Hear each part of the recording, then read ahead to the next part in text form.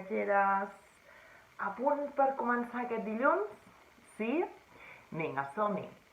Espero que hagueu passat un molt bon cap de setmana, segur que sí, jo també. Doncs mireu, avui com a activitat de llengua pensava que com que ens va agradar tant escoltar el conte l'altre dia dels nens d'arreu del món i nosaltres ens vam quedar amb el nostre projecte allà a la Xina, a Pequín justament, doncs he buscat un conte preciós que es diu El pinzell màgic. El voleu escoltar? El pinzell màgic és el conte d'un nen que quan pinta coses amb el cor es fan realitat. És un conte molt bonic d'allà a la Xina que m'agradaria moltíssim que escoltéssiu molt atentament. El protagonista es diu Mali Yang. És un nen que li encantava dibuixar, però era pobre. I veureu què li passa una nit i què acaba fent. És un conte molt important per entendre que hem de tenir bon cor. Escolteu-lo molt atentament i quan s'acabi el comentem. Us presento El pinzell màgic.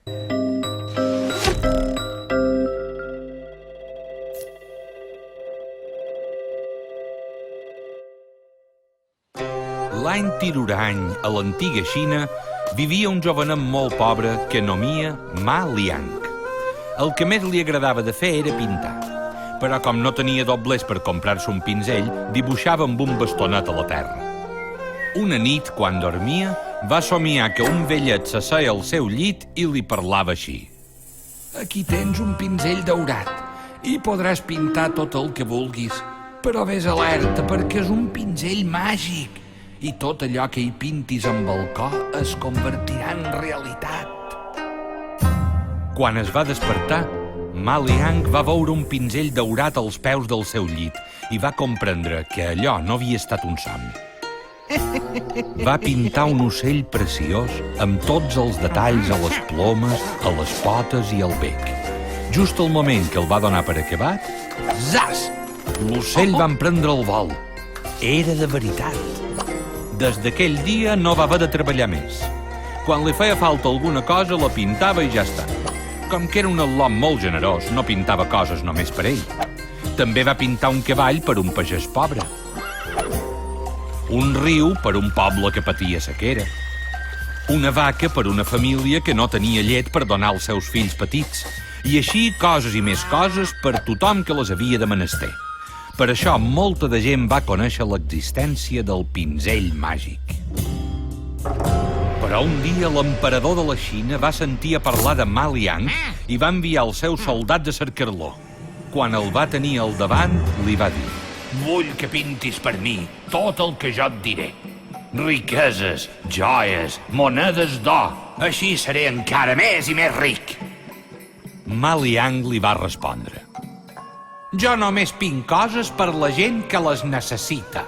I vos no pareix que necessiteu tot això que em demaneu. L'emperador es va enfadar molt. Soldats!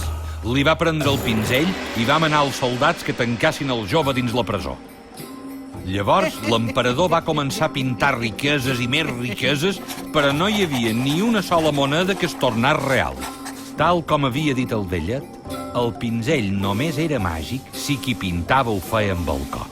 Qui només fa les coses amb egoisme i avarícia no serà mai feliç. No li va quedar altre remei que fer sortir Ma Liang de la presó i demanar-li que pintàs per ell.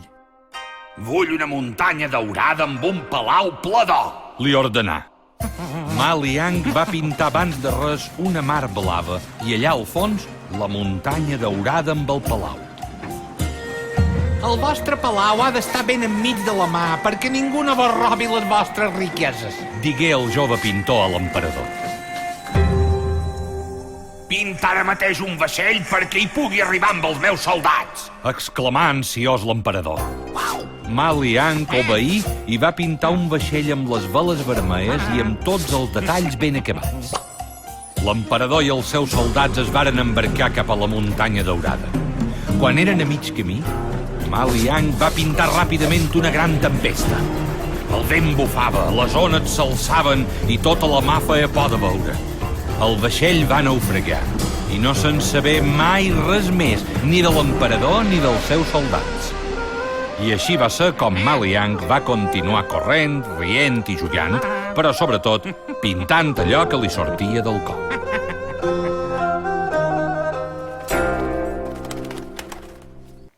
Què, viatgers? Aquest conte us ha transportat fins a la Xina? Ah, que sí, molt bonic. En Maliang era un nen pobre i no tenia diners per comprar un pinzell. I com dibuixava? Dibuixava al terra, amb un pal, oi? Però què va passar una nit? Va somiar que algú li deixava un pinzell màgic i quan es va llevar al matí no havia estat un somni, era realitat. Tenia un pinzell màgic a sobre el llit. Li havien dit en el somni que tot allò que pintés amb el cor es faria realitat. I va pintar un estel, un cavall, un riu per la gent del poble i també una vaca, i per ell es va pintar un ocell i una poma, tot el que volia. Es feia realitat perquè ho pintava des del cor. Però quan l'emperador del poble se'n va assabentar, què van fer? Li va dir al Maliang que li pintés totes les riqueses i les joies del món. Clar, el Maliang no volia, però li van prendre el pinzell. Aleshores, l'emperador es va posar a pintar. I per què no li sortien les joies ni les riqueses? Doncs perquè l'emperador era dolent i no pintava amb el cor. Com que l'emperador pintava amb avarícia, mai va sorgir la riquesa. Aleshores, li va demanar al Maliang que li pintés tot el que ell volia. Volia un temple, li va pintar. Va pintar també un mar i una barca perquè tots els ajudants de l'emperador hi poguessin anar fins a arribar al temple on hi havia totes les riqueses. Però en Maliang era molt llest. Va pensar, l'emperador i els soldats no són bons i no volen a la gent del poble. Pintaré una tempesta i faré que s'ensorri el vaixell. I així va ser, va pintar una tempesta i el vaixell va desaparèixer pel mig de l'oceà. I mai més van saber res d'aquell emperador dolent, avariciós i egoista. Maliang va continuar pintant i ajudant a la gent del poble. Era un nen molt feliç amb el seu pinzell màgic. Molt bé, ara que hem fet un resum del conte, us ha agradat? A mi molt. Us agradaria tenir un pinzell màgic? Sí? A mi també, Doncs molt bé, aquí va la proposta de l'activitat d'avui. Heu de pensar 3 coses que us agradaria molt pintar i que es fessin realitat. Perquè si les pinteu i es fan realitat vol dir que les heu fet amb molt d'amor, amb tot el cor. Penseu 3 coses, d'acord? Les dibuixeu i m'escriviu a sota què són, quines coses heu dibuixat i m'heu d'explicar per què heu dibuixat aquelles 3 coses. Aleshores només vull que m'envieu un petit vídeo, no cal que duri més d'1 minut, on es vegin les 3 coses que heu dibuixat amb el cor que voleu que es facin realitat. I expliqueu el per què.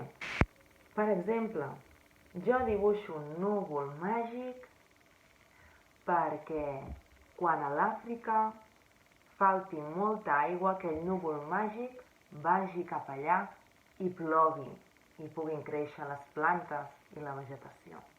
Per exemple, doncs vosaltres feu el mateix. He dibuixat un mòbil màgic perquè pugui parlar amb la meva àvia que està al cel.